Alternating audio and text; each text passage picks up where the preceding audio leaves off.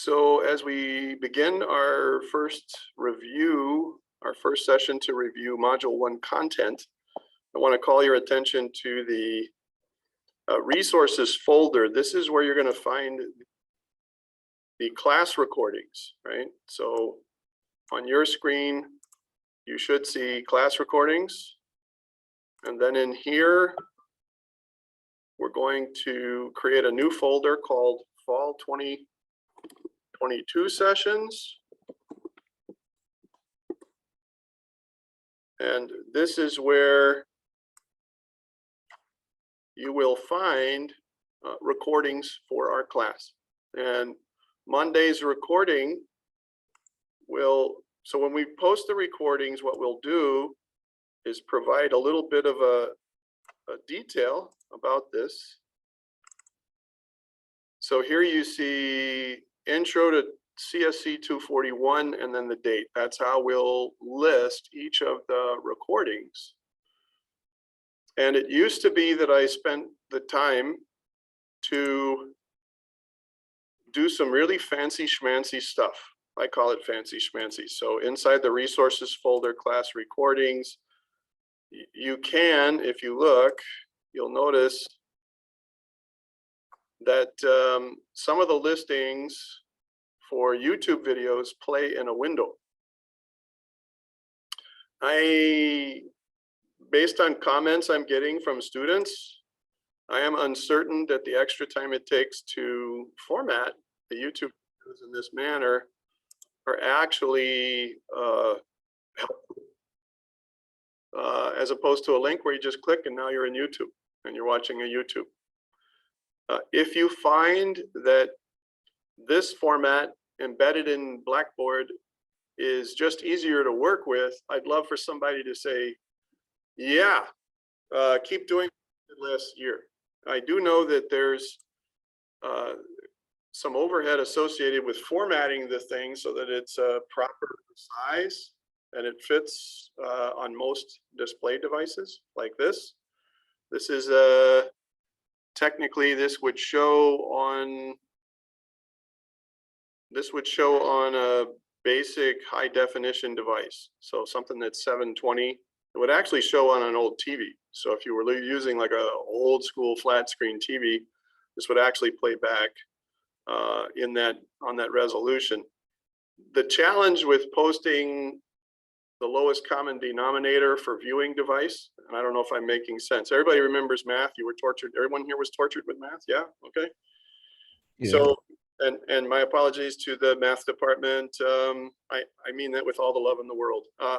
And it was good torture, and I learned a lot, and I use it every day. And it's it was like eating broccoli, and I'm a better person for it. So for any of you math professors or faculty that might view this YouTube video, you now have my qualification for that statement, right? You have this phenomenon in mathematics that's common. It's called the lowest common denominator, where you find in a group of people the person with the smallest screen, the least resolution, and then you format things so that everybody can view it, even folks that are technology challenged. The problem with this approach is that, as you see here on the screen, we have very fuzzy, very blurred kind of detail, and there are some times where that detail is important, especially when we get into the weeds, when we're doing Boolean statements, we're coding and that kind of thing. Does that make sense? Okay, so I'm gonna break from tradition in the previous 3 years, and instead of formatting so that it fits within and it's embedded within Blackboard, I'm simply going to have a link, okay? And you tell me if that causes a problem. Just email, text, say, hey, I'm having problems working with this, okay? What we'll do is we'll format the link so that as you click it, it launches into a fresh new window. And you shouldn't get an error. It should work just straight away. I think on Monday, we demonstrated what we were talking about when we did stuff like this and tried to click on here. And instead of loading in a different tab, you got an error message saying it wasn't in there. Now, this is the second edition of the textbook. And while we're on the screen, I wanted to share with you that there are first editions that are still floating around in blue And the second edition is in black. And if you have already purchased the blue edition from the bookstore, you should take it back and ask them, hey, don't you have a second edition? If the answer is no, don't sweat it. There are not that many differences between the second edition and the first edition. They changed some wording for clarity, and they added some resources. So it's still worth doing this. Okay. Any questions about the textbook and how it's second edition we're looking for? And again, if you run into a snag with first edition, it even says second edition, and that's what we sent to the bookstore for them to stock. Now, they may have had some old stock and they forgot to pull the old stock. So I'm just letting you know about that. So now you know a little more about the textbook, and you also know about where to find class recordings. I want to tell you that in order to see the assignments and the solutions and all this, everything that you see down here for the completed activities, when you click into the header of each module cover sheet, and that's what this is. This is like a cover page for the module, yeah? And it has all those cool things and how they operate, yeah? When you click into here, you'll see these first two folders, references and resources. I may have stressed on Monday, if it's in the references folder, you need to know it. Very important, okay? If you're interested in getting additional resources, then that's in the resources. If you're limited on time for study, make sure you know this stuff cold, and then watch, learn, and follow along in here for additional resources, okay? The assignments and solutions and tests or assessments will be listed below. And as we add assignments, solutions, and assessments, I'm going to list them in reverse order. So the one that's due now is going to be near the top of the list, and it'll get the older and older dates will proceed down the screen. If you would prefer as a class, and you find that's unwieldy because we have an entire class full of procrastinators. I'm a member of Procrastinators Anonymous. I put off everything to the end, right? If you'd rather have them in chronological order with 1.1, 1.2, 1.3, 1.4, let me know. I can format like this. I just want you to know that I want this material to be organized in a fashion that is most efficient and convenient for you. So I encourage you to speak up and say something, right? That said, there are limits to the technology and some of the things we can do. So what are we doing today? We're going to review some initial concepts from our learning outcomes. We'll start to explain the concepts that make hardware work. And then what we'll do is have a brief discussion on these activities, right? These first two assignments. I haven't posted those yet, but what we want to do is walk through them so that you see what we're talking about. At this point, I do want to also announce that on this Friday, we will not host class. So every now and then, there will be a case where the university has a holiday, or the territory has a holiday, but the university doesn't. It's not on the university calendar. And this happens from time to time.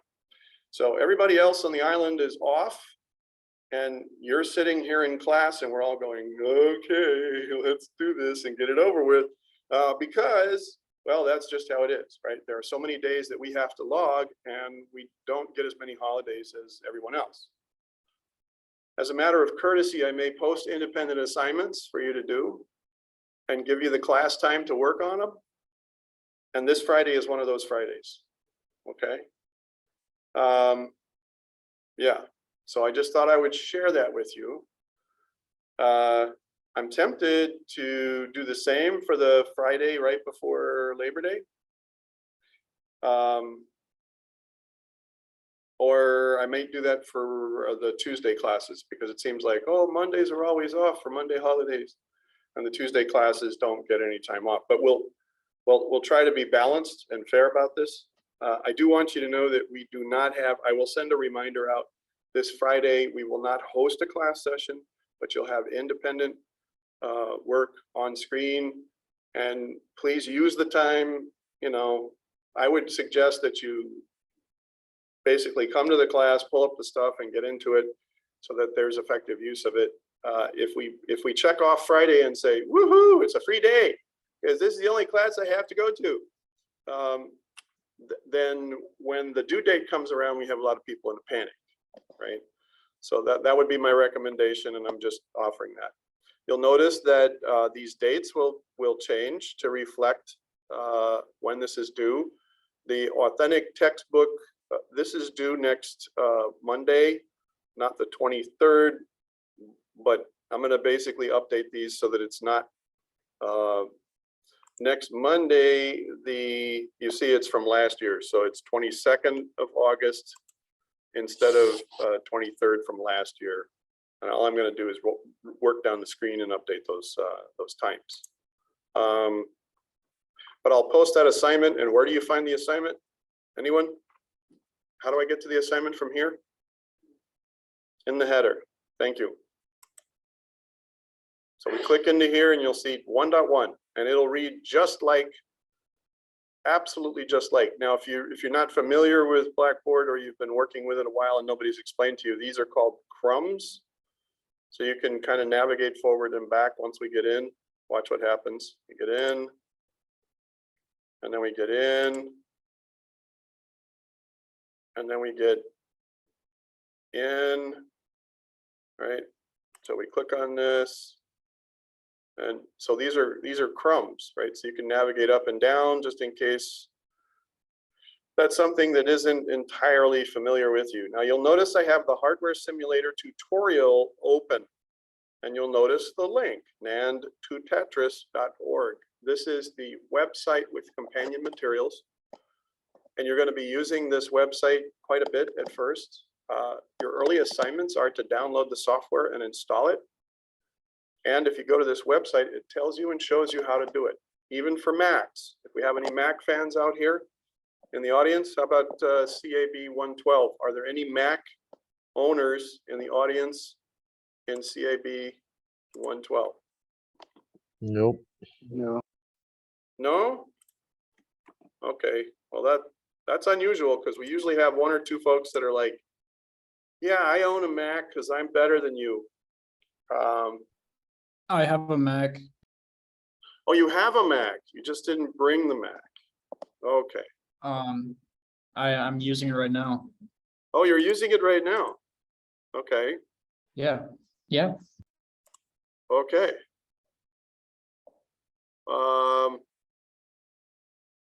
Do you mind if I ask what model it is?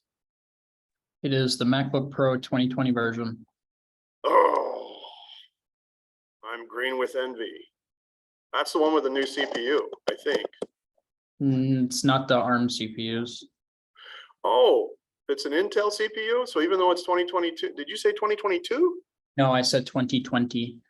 Oh, okay. Well, some Mac owners consider that you dodged a bullet. Others think, no, you should have waited a year. I will let you decide. I don't think you lose either way. Mac. I don't have the money to wait a year. Yeah, yeah.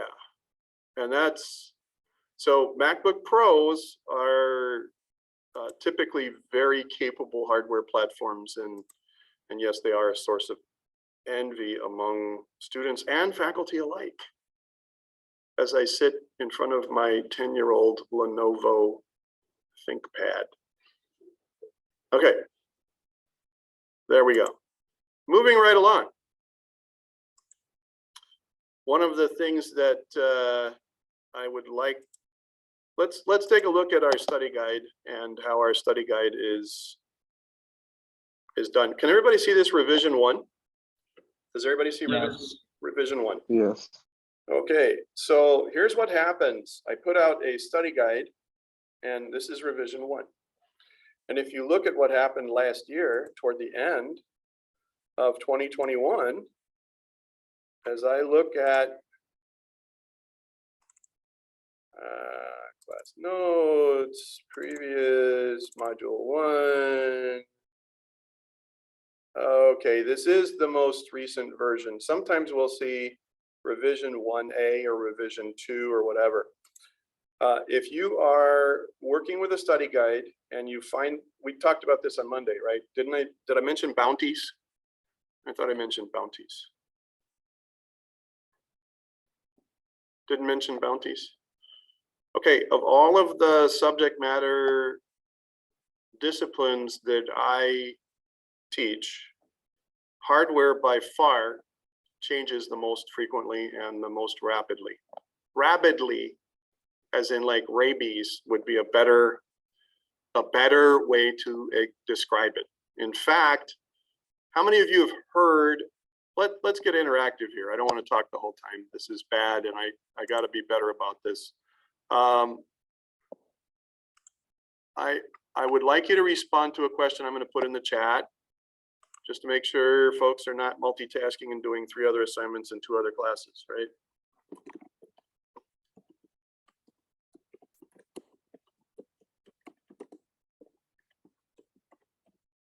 So I'm going to show this in just a second. And then I'm also going to use smartphones and stuff to poll the class as well.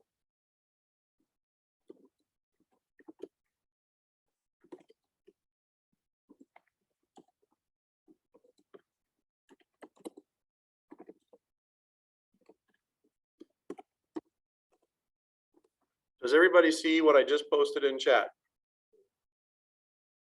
Yes. Yeah. Okay, so there are times where I would, and do you see the chat window in front of you?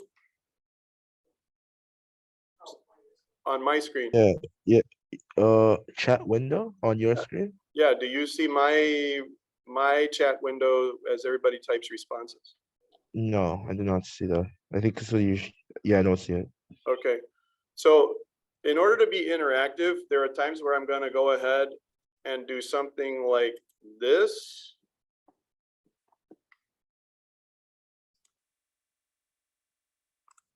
And everybody see that now? Okay. Yes. Everybody see the everyone option right down here? Please, please, please. This is, everybody just stop and pause. For those of you who are multitaskers in the audience in St. Thomas, if you have a smartphone and you're juggling a conversation with girlfriend or boyfriend, it's a good point to put this to the side here, right? Just set all that aside and focus on the screen that's being shared right now. The everyone option, there are times where I'm going to ask you, only respond to the instructor. If I prompt for chat to only respond to the instructor, here's what's happening. I am capturing what you enter, but I do not intend to share it with everyone in the class. There are times where I just want you to go ahead and respond, and I want you to use everyone because I want everybody like we're talking to, and I want to capture those responses, right? This is one of those times where I would love to have responses from everyone, but I don't want anyone to feel diminished by that question. Like, no, I don't have cutting edge technology. But I'd like to, or something like, I don't want to put people on the spot, right? And I'm not, if you choose not to respond for everyone questions, that's cool. Okay, I just want everyone to know that that's always an option. If I frame the question in chat as a respond to the instructor only, and I say your response is required, I'm going to say, hello, I'm waiting on Ryan. After a point, I'll say, well, what I'll do is I'll say, I'm still waiting on 3 responses. I'm still waiting on 2 responses. You do not want me to halt the class and call you out by name at this point. If you haven't responded, please stop what you're doing, because what I'll do is I'll keep waiting for everybody to respond. Does that make sense? Okay. And by the way, I am delighted when people take the risk. It just makes me giddy. And I really appreciate it. When people respond from the heart, or they have a question, or they want to throw a wrinkle in the mix, right? I enjoy that. I think that's what makes live classes in person, especially, worth the price of admission, right? You could watch a YouTube video all day long, and some people do that.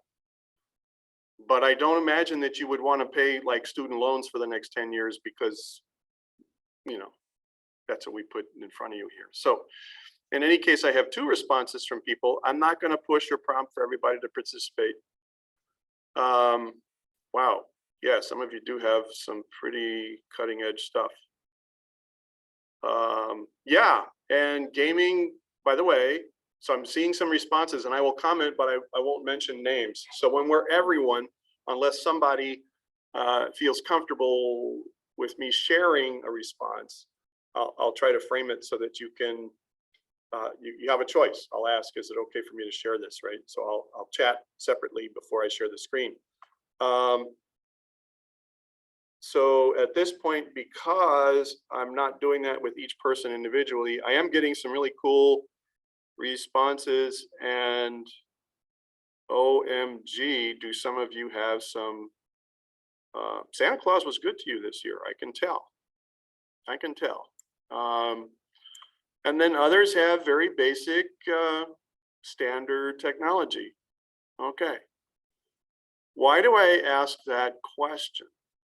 So I'm going to go ahead and read some of these responses, but I won't mention the names. One student says, I have cutting edge. Another student says, no, I don't have cutting edge. Another says, I have an RTX 3070 in my computer. That means that if I'm correct, the 3070 is a graphics controller. Somebody blurt out if that's not correct. Okay, others are mentioning the latest game consoles, gaming devices, right? Yeah, graphics controllers, terabyte of storage, gaming laptops, 32 gigs, multi-core processor. And I love this. Someone has shared what they have for portable technology along with their desktop technology. And that's a significant thing, because portable technology is becoming very, very powerful, and in some cases will exceed the capacities of office technology and yeah, standard tech. Cutting edge versus bleeding edge. You may have heard the term bleeding edge. Cutting edge is when you're signed on for the latest, greatest, but there's been a little bit of time for the market to, you know, there are new owners. If you're a super early adopter and you love adventure and you always got to be the first in line to buy something, that would be considered cutting edge. You're the earliest of the technology adopters. People who are comfortable once a new thing is out, that's cutting edge adopters. They're a second layer of risk takers, right? A lot of times people get the latest, greatest thing. They pay a premium, an extra cost to get the very latest, and it's the very baddest system. For example, you can get the same model laptop, but if you max it out with 32 gigs of RAM and the most solid state hard drive, you may end up paying like $1,000 more, even though the extra memory and the extra, like if you were to buy those components separately, they wouldn't be that expensive.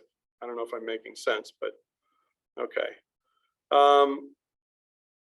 When you're doing, so let's get back to the revision of the study guide. We have revision numbers on purpose. This is revision 1 of the study guide. And if we find mistakes or you click a link and it doesn't work anymore because what? The hardware industry has changed at a rapid pace. What's going to happen is that you get to send that screenshot to me, claim additional credit.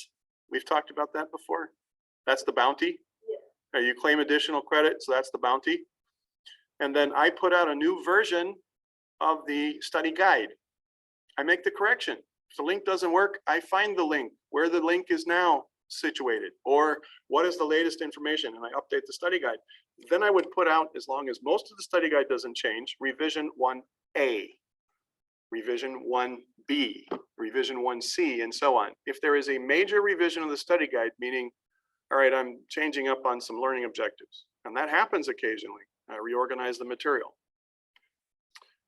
That's when you're going to see revision 2, revision 3. Now, what's the point? Before you take the assessment, check this page. I will usually send, also check your email. If there's a revision of the study guide before the assessment, I will often send it to you in email, and I'll park it right here, and I'll retire the old revision. And what you want to do is make sure you're not using an old version of the study guide. Has anyone ever seen the movie Rush Hour with Chris Rock and Jackie Chan? Any karate I've fans? seen clips of it. Okay. All right. Well, he says, "Do you understand the words that are coming out of my mouth?" Yeah, and oh, okay, yeah. And then Chris Rock goes, "Ain't nobody understand the words that are coming out of your mouth." Right. Anyway, I'm hoping everybody understands. Oftentimes there will be significant details that change, and then people go into the assessment and they blow up the item. And if it's a matter of you didn't get the latest revision, I'm not going to give you credit for that assessment item. I'm just not. I may say, just reconcile the assessment and do the retake, and then you're good. Right? So that's how I'm going to handle cases like this. Our discipline in particular is a challenge because it changes all the time. And yet, here is the ultimate irony. So I'm going to pick this up. Can everybody see? Okay, so our textbook authors have a short video clip talking about the self-organizing computer. And this is worth your time. I'm not going to click it now. But here's the free Coursera course for the same textbook. So Nan to Tetris is a separate website, but there is a free online course that includes yet more materials and additional resources. And the free course is taught by the instructors, right?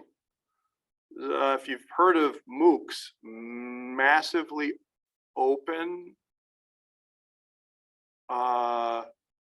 free courses, right? So online courses, massively open online courses.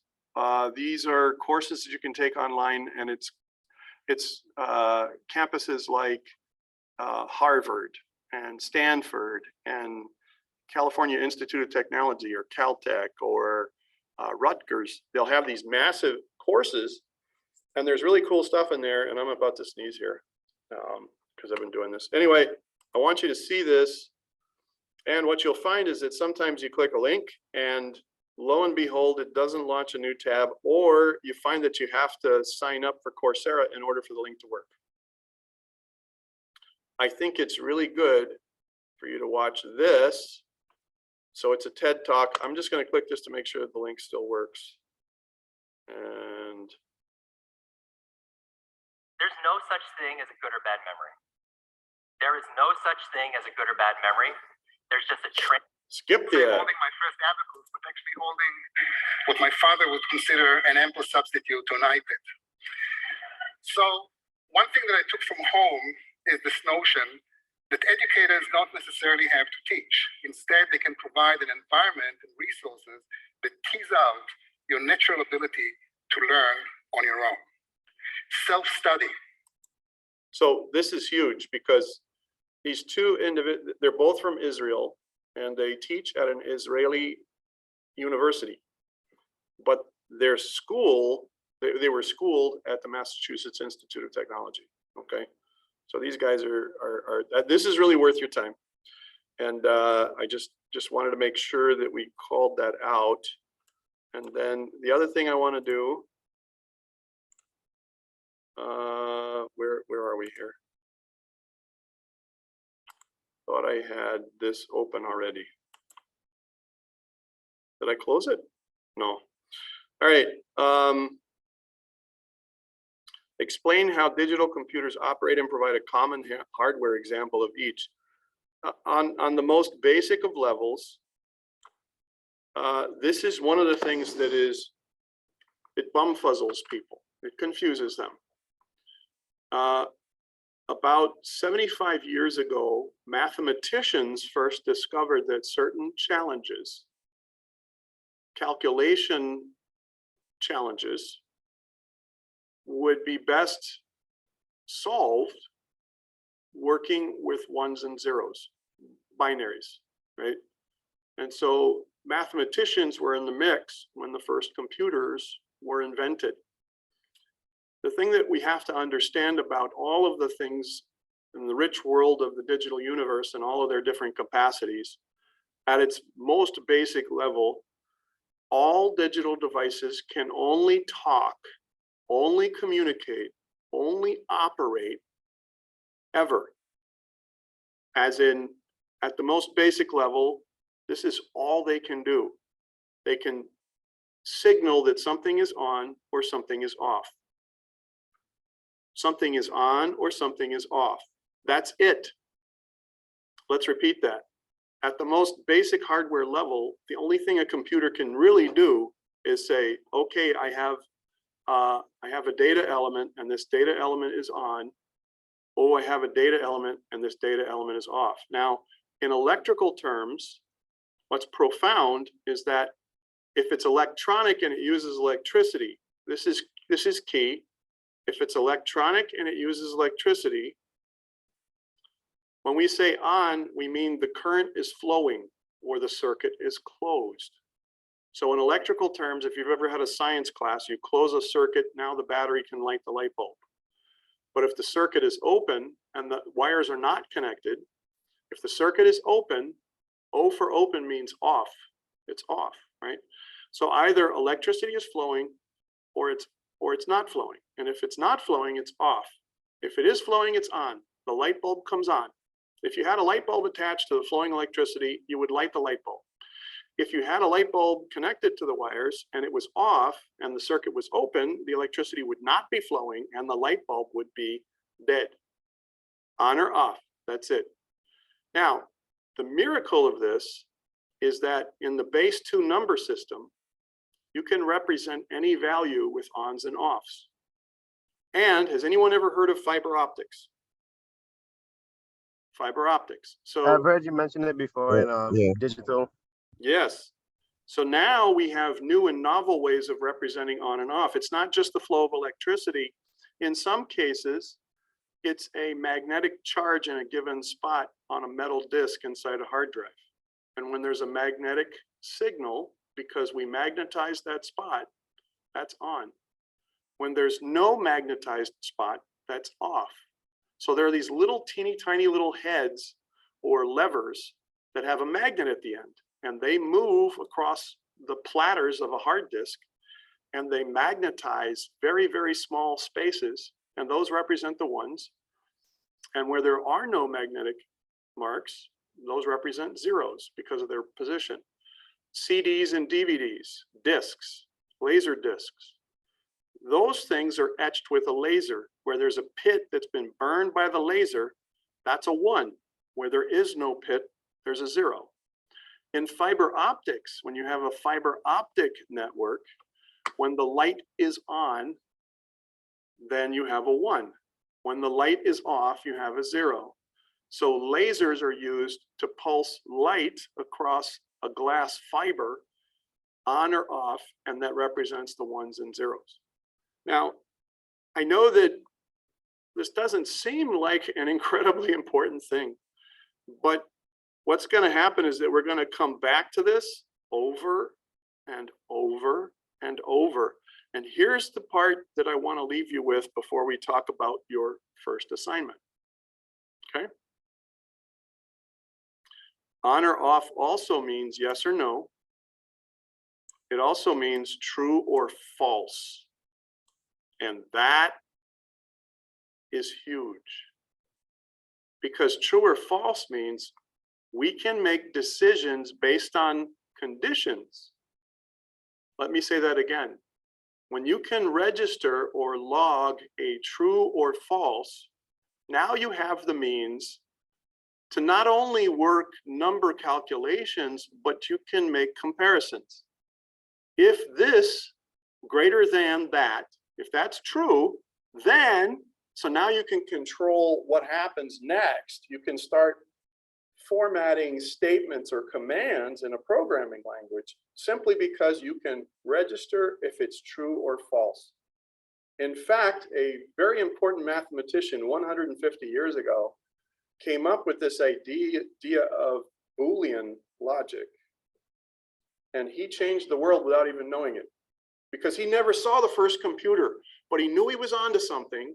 And what happened 75 years later is that people started to realize, wait a minute, this Boolean logic, we can work with that in our computer, ones and zeros. And they invented in a very novel manner a method of accounting for what is true and what is false, so that conditions can be part of a decision tree in a program. And we would not have modern day programs if we could not account for true or false with some operators. The most basic Boolean operators are called and, or, and not. And what you're going to discover in about a week is that you can create all of the other mathematical operators, like multiplying. You can multiply, divide, you can subtract and add by using the other Boolean operators. And instead of just doing it logically with software, you can represent it in hardware. You can hardwire it. Now think about this. When you get into a car and your seatbelt is not clipped, have you ever noticed a warning light that your seatbelt is not connected? The clip, the metal clip for the seatbelt closes the electric circuit. It's open. If you sit on the seat, a weight sensor says, oh, this seat's occupied. Oh, but the seatbelt is not connected. So if a person is in the seat and the seatbelt is not connected, if true, someone in the seat, if false, seatbelt not connected. Bing! Let's turn on the light. Let's warn them. Let's put a warning light in front of them.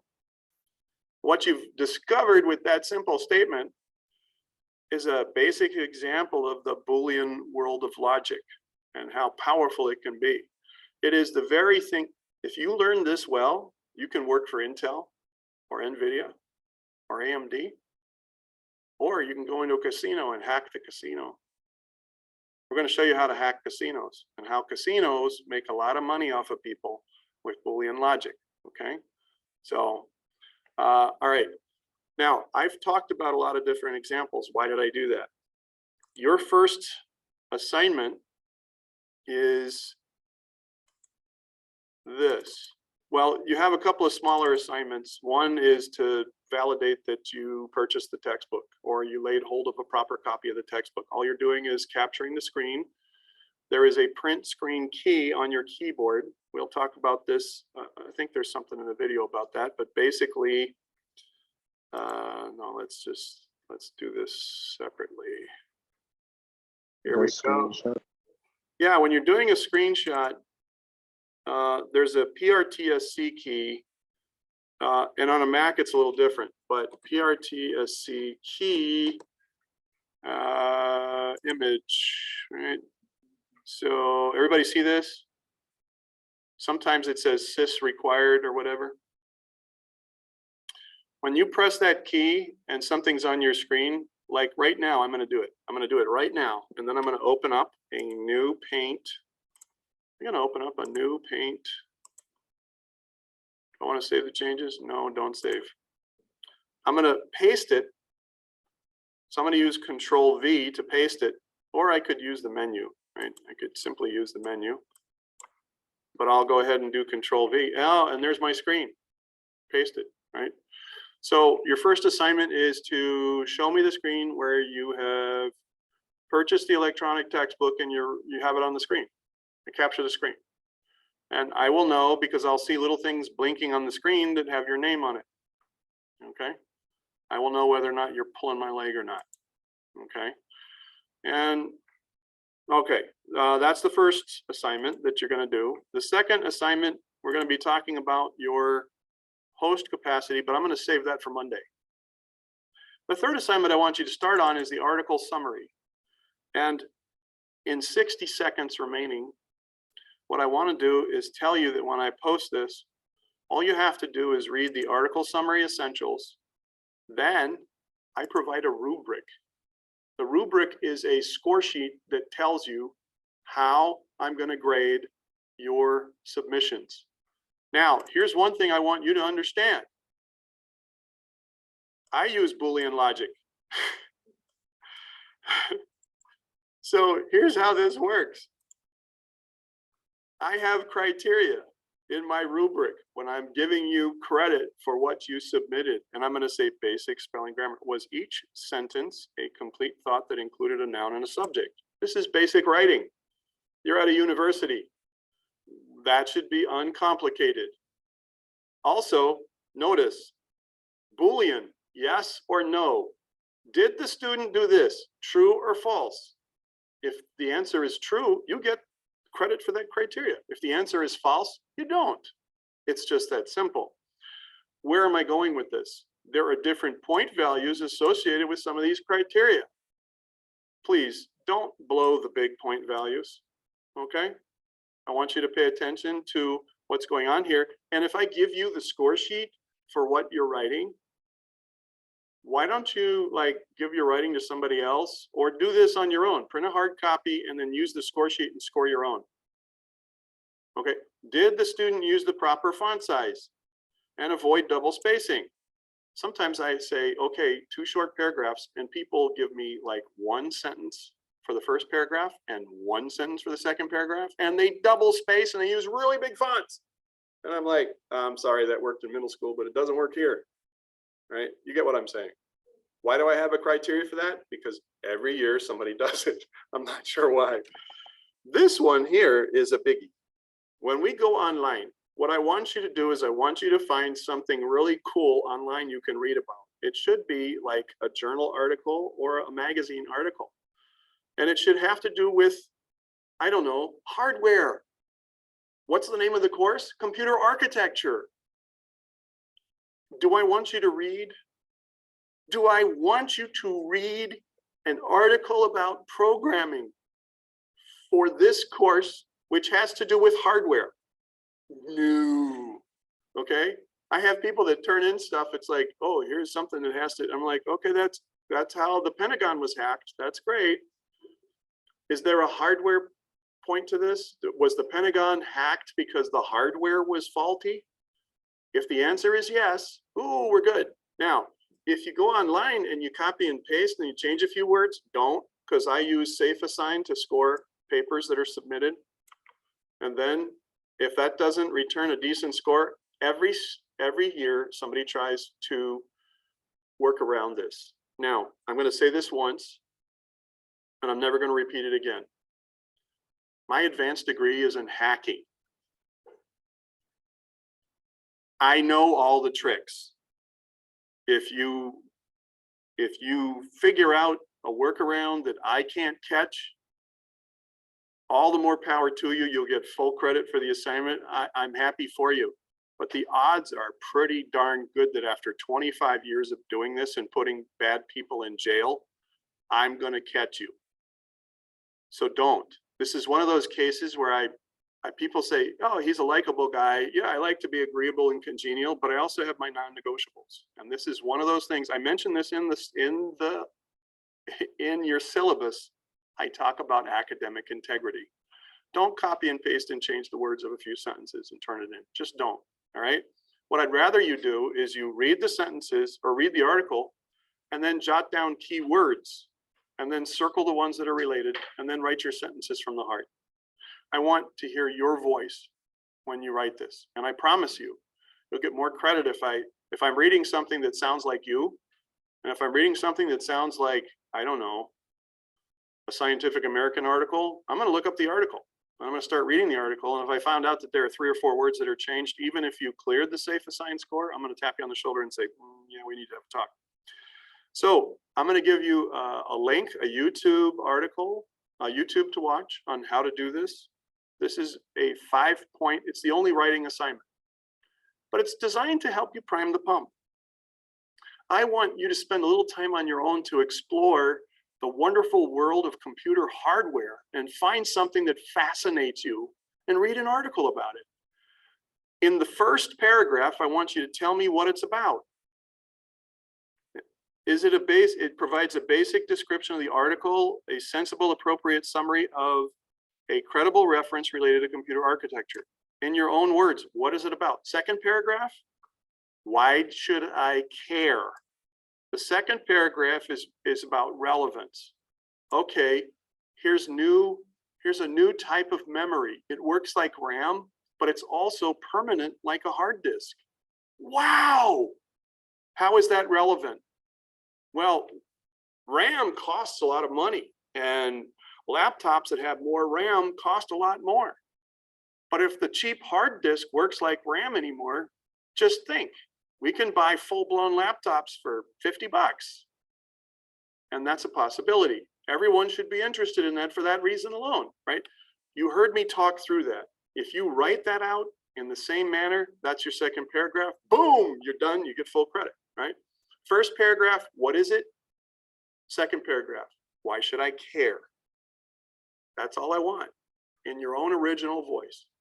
Any questions about your writing assignment? Now, if that weren't enough,